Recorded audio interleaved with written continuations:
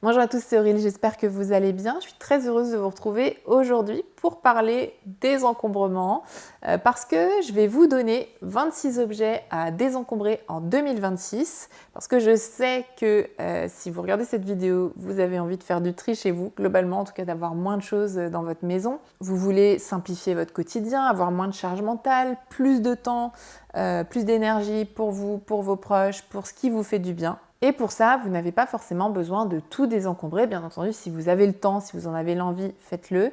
Mais si vous voulez aller à l'essentiel, il y a des zones en tout cas à désencombrer et sur lesquelles se concentrer en priorité. Et donc, c'est ce que je vais partager avec vous dans cette vidéo. Avant ça, n'oubliez pas que vous pouvez télécharger notre guide pour alléger votre intérieur et simplifier votre vie. Donc, vous allez pouvoir trouver différentes étapes pour avancer pas à pas dans votre tri. C'est un très bon support, je trouve, pour commencer. Donc, vous pouvez le télécharger gratuitement en cliquant sur le lien qui est juste en dessous de cette vidéo. Et la première zone sur laquelle on va se concentrer pour cette année 2026, c'est l'entrée. Parce que l'entrée, c'est la première chose que vous voyez en rentrant chez vous. C'est souvent, quand c'est encombré en tout cas, ça donne souvent cette impression d'avoir plein de choses à faire, de n'être jamais à jour. Et c'est aussi la dernière chose que vous voyez en partant de chez vous. Ça complique parfois les départs, c'est stressant parce qu'on ne trouve pas ses clés, on ne trouve pas son écharpe, ses gants, etc. Et moi, je trouve qu'une entrée, elle doit nous faciliter la vie. Et elle donne aussi le ton, l'humeur. Quand on rentre chez soi et qu'on a une entrée qui est sympathique, qui est accueillante, et ben, ça nous met tout de suite, je trouve, un petit peu de baume au cœur. Et donc, pour faire du tri dans votre entrée, vous allez commencer par vous séparer des manteaux que vous ne portez plus. De cette façon, vous allez garder vraiment l'essentiel et avoir un placard qui est clair avec juste ce qui vous est utile au quotidien. Vous pouvez aussi faire du tri dans vos chaussures et éliminer les chaussures que vous ne portez plus parce que c'est vrai qu'on a tendance à accumuler dans l'entrée tout un tas de paires de chaussures, mais finalement on n'en porte que 2 ou 3 sur, je ne sais pas, la vingtaine ou la trentaine qu'on garde et c'est vrai que ça met pas mal de désordre visuel. Je trouve que voir toutes ces paires de chaussures, c'est souvent assez stressant. Donc voilà, essayez de faire un petit peu de tri et gardez vraiment uniquement les chaussures que vous portez. Ensuite, vous pouvez faire du tri dans votre vide-poche, parce que c'est vrai qu'on a parfois des petits plateaux ou des bols, ou voilà, des petits récipients en tout cas dans lesquels on met tout un tas de choses. En général, il y a des clés, je sais pas, le portefeuille, des cartes, passes de transport, tickets, etc. Mais il y a aussi tout un tas d'autres choses dont on n'a pas vraiment besoin. Donc voilà, éliminez ce qui n'a pas sa place dans ce vide-poche et garder uniquement l'essentiel. Ensuite, vous pouvez faire du tri dans vos sacs et enlever les sacs inutiles. Donc, les sacs, ça va être les sacs à main, les sacs à dos, ça peut être les cabas aussi, les sacs de course, enfin voilà, tout un tas de sacs différents qu'on stocke souvent quand même dans l'entrée. Et à force d'accumuler tout un tas de sacs dont on n'a pas vraiment besoin, ça complique nos décisions. On a du mal à trouver ce qu'on veut. Donc, essayez de simplifier ça et de garder justement uniquement les sacs dont vous vous servez. Ensuite, vous pouvez trier les accessoires inutiles, donc enlever donc, toutes les écharpes en trop, par exemple, celles dont vous n'avez pas besoin, les gants qui ont des trous et donc vous n'utilisez pas par essence, les parapluies cassés aussi, que vous n'avez jamais envie de prendre avec vous, et à juste titre. Et ensuite, pour finir sur l'entrée, vous pouvez enlever les objets décoratifs en excès. C'est vrai que des fois, on accumule des choses, on pose tout un tas d'objets décoratifs sur le meuble de l'entrée où on accroche peut-être différents tableaux. Donc essayez de voir si pour vous c'est trop ou s'il y a des choses que vous avez envie d'enlever ou de changer éventuellement et gardez vraiment ce qui embellit votre entrée de façon à ce que ça soit joli mais sans être trop. Ensuite, la deuxième zone à laquelle vous attaquez pour passer une année sereine, c'est la cuisine parce que c'est un endroit où on passe beaucoup de temps, où on prépare nos repas, donc il y a potentiellement de la charge mentale. Il peut y avoir aussi de la fatigue décisionnelle qui est créée parce que c'est souvent un endroit quand même où il y a beaucoup de choses, beaucoup d'objets. Et donc c'est important de simplifier votre cuisine pour prendre du plaisir à y rester, pour faciliter les repas. Et donc la première chose à faire, c'est d'enlever les appareils jamais utilisés qui encombrent très souvent les plans de travail, les placards aussi. Donc ça peut être un appareil à raclette, ça peut être un gaufrier, ça peut être un robot que vous n'utilisez jamais. Essayez de garder vraiment ce que vous utilisez et de laisser sorti ce dont vous vous servez au quotidien pour pas encombrer inutilement votre cuisine, pour que visuellement ça reste quand même assez léger. Donc vous pouvez très bien laisser sortir la cafetière, la bouilloire, enfin voilà, des choses en tout cas que vous utilisez vraiment tous les jours. Ensuite, vous pouvez faire du tri dans les ustensiles en double ou ceux que vous n'utilisez jamais. Donc tout ce qui est spatule, louche, économe, ouvre-boîte, etc. Essayez de garder vraiment le nombre d'exemplaires dont vous avez vraiment besoin. Ça va vous permettre de trouver tout de suite ce dont vous avez besoin. Vous pouvez aussi faire du tri dans les livres de cuisine et donner ou vendre par exemple ceux que vous n'utilisez jamais. Si vous avez aussi de la vaisselle en excès, n'hésitez pas à faire du tri parce que ça prend quand même beaucoup de place visuellement, c'est aussi de la charge mentale hein, forcément. Donc si vous avez des assiettes en trop, des bols en trop, des verres en trop, voilà, essayez de voir ce que vous pouvez donner ou vendre. Ensuite, essayez de voir s'il y a dans vos placards des aliments oubliés. Donc ça peut être des épices périmées ou des produits périmés, ça peut être des paquets entamés mais que vous n'avez jamais terminés, ça peut aussi être des aliments que vous ne consommez pas. Donc ça ne sert à rien de garder des choses soit périmées, soit que vous ne consommez pas. Donc faites un peu de tri là-dedans, voyez s'il y a des choses que vous pouvez donner aussi, si c'est encore consommable. Et ensuite, pour finir cette zone de la cuisine, vous pouvez faire du tri dans vos produits ménagers, enlever potentiellement les produits toxiques peut-être, qui sont toujours dans vos placards mais que vous n'utilisez plus depuis longtemps. Parfois aussi, on a des doublons, des choses qui font un petit peu la même chose, donc on s'encombre pour rien. Il n'y a pas forcément besoin d'avoir tout un tas de produits ménagers. Souvent, il y a des produits qui ont plein d'utilisations différentes. Donc voilà, essayez de faire un petit peu de tri là-dedans et garder l'essentiel. Ensuite, une zone importante à désencombrer en 2026 pour vous sentir plus serein au quotidien, c'est la chambre. Parce que la chambre, c'est un lieu de repos, de détente. Et donc, c'est important d'avoir un sommeil réparateur. Et ce qu'il y a dans votre chambre, ça influe sur la qualité de votre sommeil. Parce que le désordre va maintenir votre cerveau en alerte et va vous empêcher de vous reposer mentalement, psychologiquement.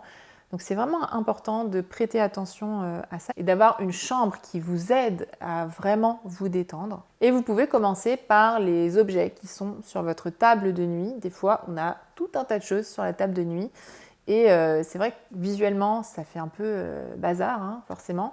Et en plus, c'est pas des choses dont on a forcément besoin. On va laisser des mouchoirs, des vieux mouchoirs usagés ou des livres qu'on n'a pas du tout l'intention de lire mais qu'on a posé là, voilà, parce qu'on a eu la flemme peut-être de les ranger. Donc essayez de garder vraiment, soit sur votre table de nuit, soit dans vos tiroirs comme vous préférez, mais les choses dont vous avez vraiment besoin quand vous êtes dans votre lit. Vous pouvez aussi faire du tri dans les vêtements que vous ne portez plus, parce que c'est vrai que le dressing, ça peut être une source de stress quand vous devez choisir notamment votre tenue le matin. Donc si vous gardez uniquement vos vêtements préférés, des vêtements dans lesquels vous vous sentez bien, des vêtements qui vous correspondent aujourd'hui, ça va faciliter grandement vos matinées et vous allez ressentir beaucoup moins de stress le matin.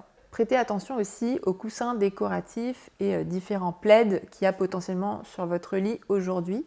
Des fois, on entasse tout un tas de choses parce que c'est vrai que pour certains, c'est joli en tout cas d'avoir tout un tas de coussins décoratifs, tout un tas de plaids, de couvertures sur le lit, donc en plus des draps, etc. Mais ça demande quand même un petit peu de temps de tout défaire le soir, tout remettre le matin, etc. Donc essayez de voir si vous pouvez alléger un petit peu cette routine-là. Enlevez aussi tous les objets qui n'ont pas de lien avec le sommeil, parce que des fois, dans la chambre, on garde des cartons qui traînent, des papiers administratifs, un ordinateur, du matériel de travail, etc. Et tout ça, sans qu'on s'en rende compte forcément, ça nous fait penser à autre chose qu'à nous détendre et qu'à dormir.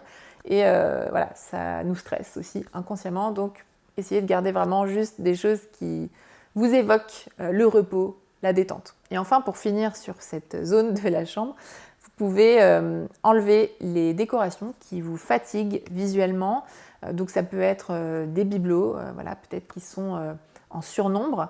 Ça peut être des cadres ou des tableaux que vous n'aimez plus ou qui vont, je ne sais pas, évoquer des choses un peu stressantes. Parfois, il y a des couleurs aussi qui nous fatiguent un petit peu visuellement. Essayez d'avoir des choses vraiment apaisantes, que ce soit des objets ou des couleurs. Ensuite, une quatrième zone vraiment importante sur laquelle s'attarder cette année 2026, donc pour justement avoir moins de charge mentale, être moins stressé, etc., c'est le bureau.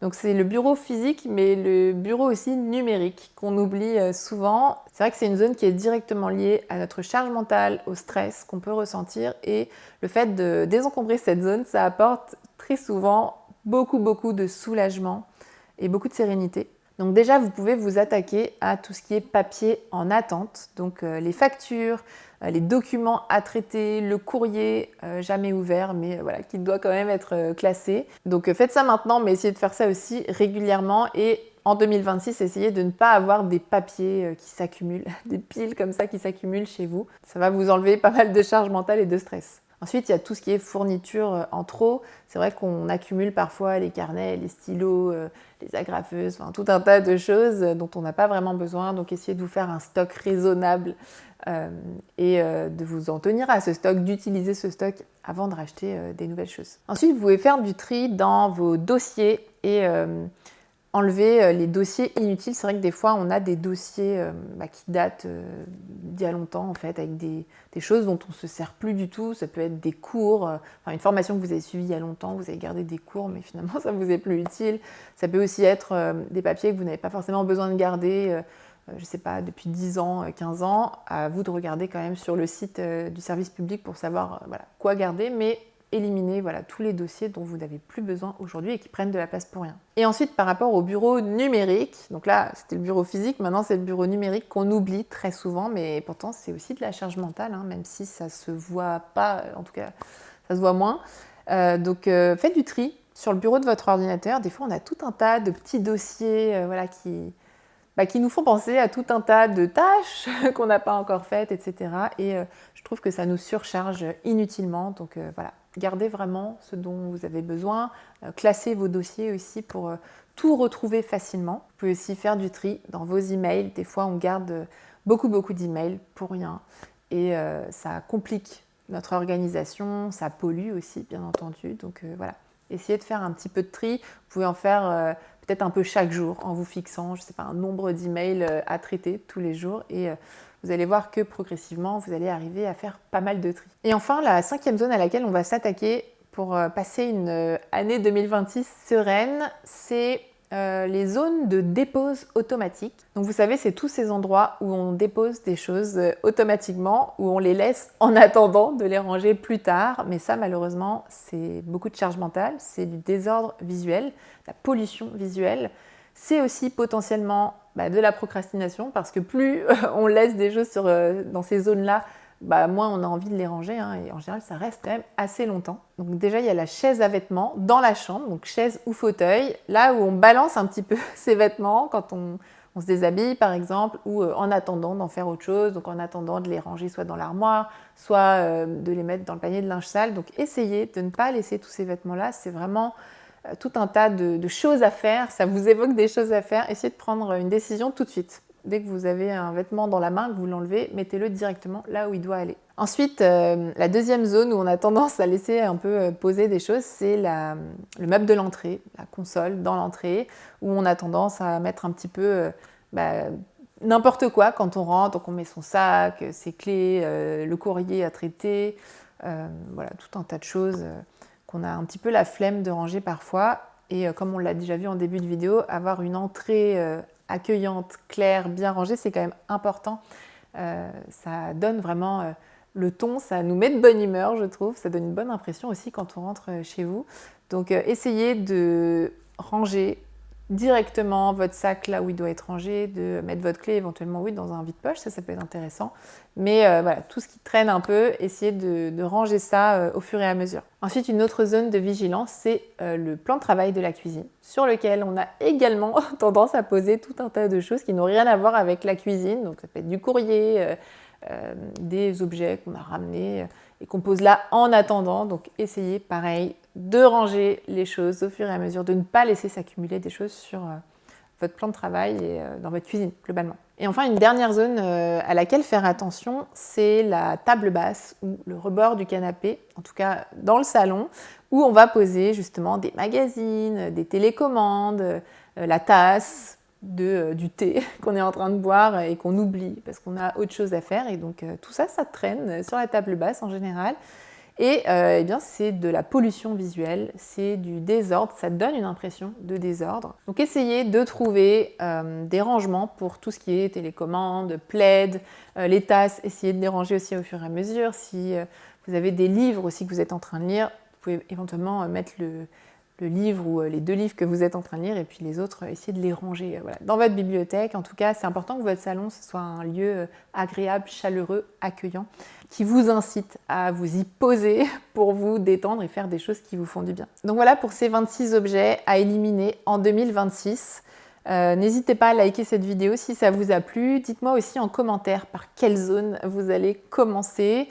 Donc c'est l'entrée, il y a la cuisine, il y a la chambre, il y a le bureau, donc à la fois physique et numérique, et il y a toutes ces zones un petit peu de dépose automatique. Donc dites-moi dans les commentaires par quelle zone vous avez envie de commencer le tri. Et si vous n'avez pas encore téléchargé notre guide pour alléger votre intérieur et simplifier votre vie, vous pouvez le télécharger gratuitement en cliquant juste ici ou sur le lien qui est juste en dessous de cette vidéo.